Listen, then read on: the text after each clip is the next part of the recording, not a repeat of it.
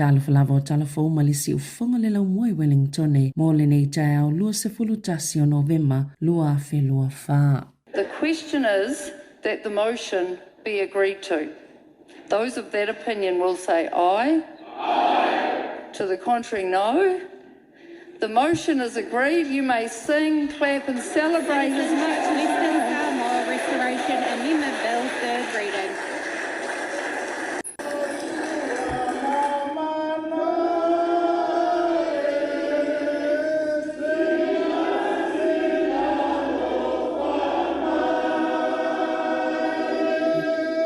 O le leo le anganga fia ma le whaafetai, ina ua sauno le sui fofonga fitalai o le maota fono le Parlemene New Zealand. E tu uatu le lafo pe fina ngalo sui usu fono e whaapasia, e avea matu la fono le pilita o whaofi le Parlemene o New Zealand, le Citizenship Western Samoa Restoration Amendment Bill, e toi whaafo i e citizeni o tangata Samoa, na whana nau le vao le tasiva lua wha ma le tasiva whaavalo, i le mai ai o le whaalingo fina ngalo whaipule, i le Parlemene o New Zealand. O whaipule umai to o se fululu o le Parlemene sa mawawa no e whaiea lātou saunoanga, sa whaaleolo lātou langolangoino le to la fono tau whaofi. Na amata i le saunoanga le fionga le whaipule ia te anau tu iono o le Green, o le na folasia ina le pili. Mr. Speaker, what a great day it is to be Pasifika in this Parliament.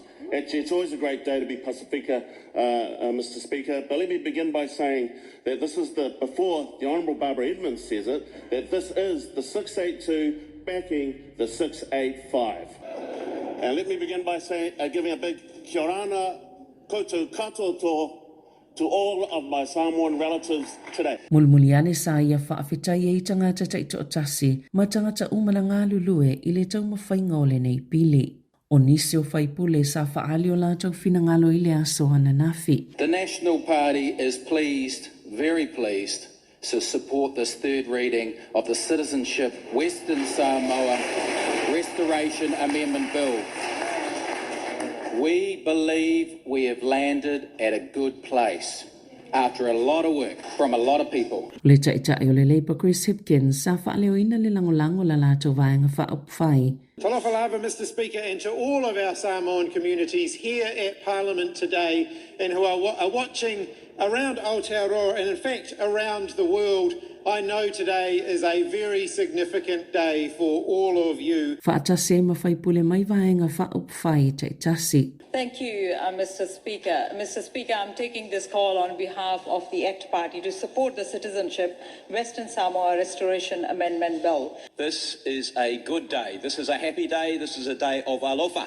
E so'o le whau I le whau. With that in mind, my first acknowledgement must go to our Samoan community who have driven the campaign to have this bill heard and passed. Our elders, our young people, Samoans in Samoa and in other parts of the world, and Samoans here in Aotearoa. This is your day, this is your victory. O te matua, lango lango ina, lele tele o Samoa.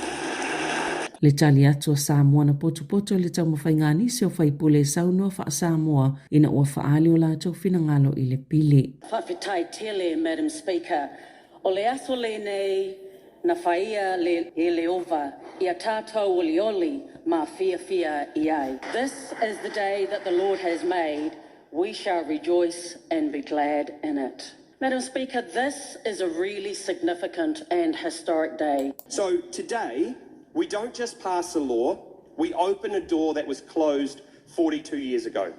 We extend a hand of justice to those who have waited too long, and we strengthen the bonds between New Zealand and Samoa for generations to come. Fa fiatai tale lava. Tatolu mai. Lord Patimo Samoa. Samoa. Much deserved thanks has been given to our brother Tiana Tuiono for his shepherding of this bill, with many views as to the right way of doing things. But we stand wholeheartedly behind him. Our thanks to you for taking this forward. O te whaewhetai tali ala tua, ua mawhai ona tātou whātasi I te lene aso I lona alofa. Whātalo whātu I lau awhionga le whawhonga whetalai. Susunga I le awhionga I la palamia malau kapineta. Whaapia sui ole fono ale palemene o New Zealand. Fa sili ona o whaatalofa atu ili paia mala mamalu o Sāmoa ua poto. Whaapena Sāmoa I tuluinga ole lalolangi. O upu ale whai Salomo e whaasanga ai o mata I maunga. E umai ai lo'u fe so ane. O lo'u fe so ane e mai I leova lea o la nā whaia le langi atua ma le lalolangi.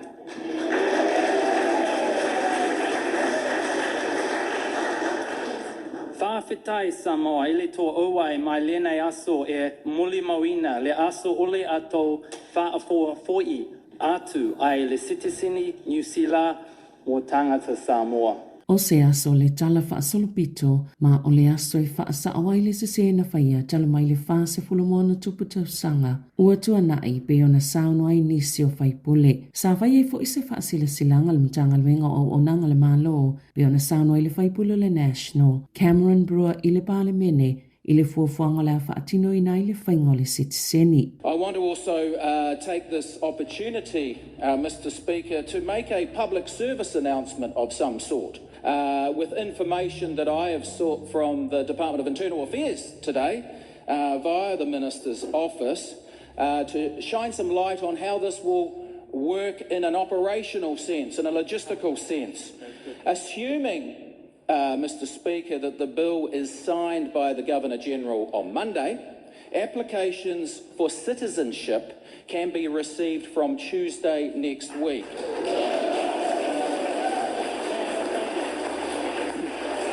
I want to also announce, Mr. Speaker, that estimated processing times is 30 working days. But this is dependent on the volumes received and the information applicants provide. The website, the dedicated web page, Mr. Speaker, will be www.govt.nz/citizenship-Samoa-pre-1949.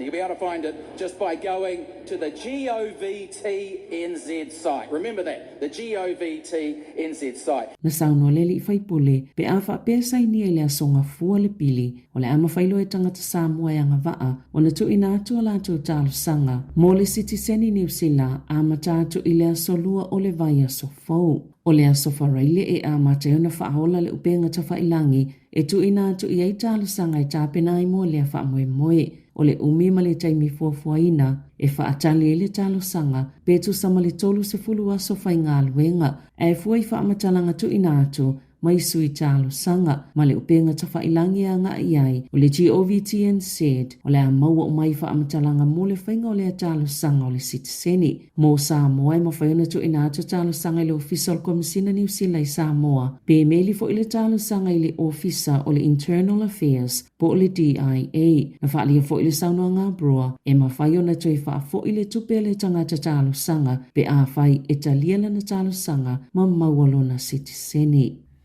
Na saunoa le fionga le soi pale mia wawa samana ia Winston Peters, ina ofisilingi sonu finangalo I le pili. Well, as you know, we always keep our word, and when we saw a common sense proposal, we supported it. And as I say, there's more work to be done still. But the base has been set, and I'm very, very pleased on behalf of my party to have seen a united parliament, which shows you often common sense and collegiality will work. Ua whaatino lava folanga lana vaenga whaupwhai, e lango I le peli, ma ua whaalia fo ilo nā nganga fia, ila lātou vaenga mai a tā uai fo ile tā ua le sootanga, ma tangata Samoa. Sātou e tulutulu fo ili whaipule te anau tu iono, ile nei lava pili mai a sauno ai. I'm thankful. I'm grateful to the community for being strong advocates and supporter of the bill, and just humbled. I feel humbled and privileged to have been a small part of the journey. I mean, my part has been a small part, and I know that people have been walking on this journey for decades. Masaya tuita waile ngangol whaaftai matangata umana langolangoina le nei whaamoemoe. Sale I whaangaloina fo isetasi nei longalo na finau le nei mata upo. Le fionga anae atha anae, mawhisilingi fo I isona ta ofi. Yeah, it's a fantastic day. It's a day for us to celebrate not only Samoans but for New Zealand as well. They've acknowledged they make a big error and we've got an answer to it. For me personally, we haven't got all the things we want, but the language that's coming through is one, let's talk, let's find solutions, which is exciting. Ele o mea umai sa finangalo i ai peitai, e iei leva noa o le awha atala noa atili ai o se aso le nei e a ona pate patia whaatasi. Tala Fou ia malisi ufonga le lau moa, mo le nei tae ao.